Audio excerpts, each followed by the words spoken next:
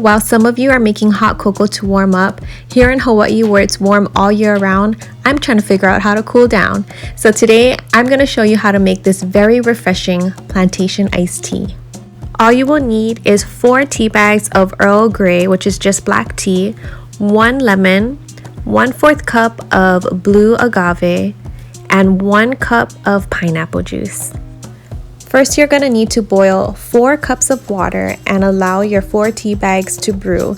I allowed it to brew for about 30 minutes. You can just wait until your tea has cooled down.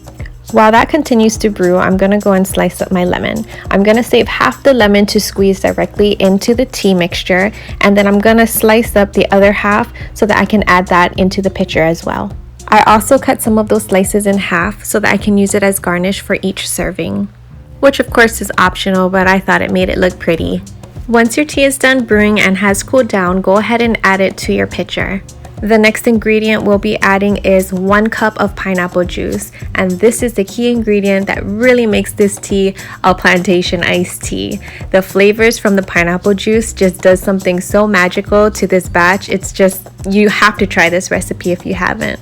For added sweetness, we're going to be adding 1/4 cup of agave. You can use honey if you have that on hand. To make sure that the agave is mixed in well, I'm going to go and grab a correct size spoon so that I can mix that all up. And the last ingredient we are going to add to this wonderful tea is our half a lemon. So I'm going to just use a mini strainer and collect half of that lemon juice into the pitcher. And that's it, guys. This plantation iced tea is complete. It is so simple, so quick and easy to make, so refreshing.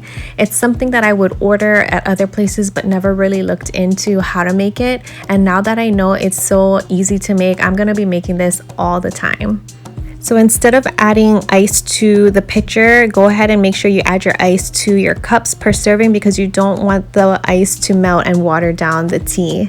So with each serving, I added 4 to 5 cubes of ice, and then I topped it off with a little slice of lemon, and cheers!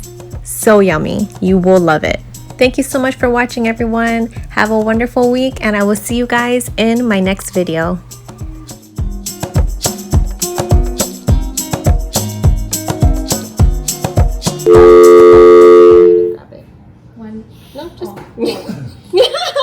I thought we were timing it. Ready? 1, 2, 3.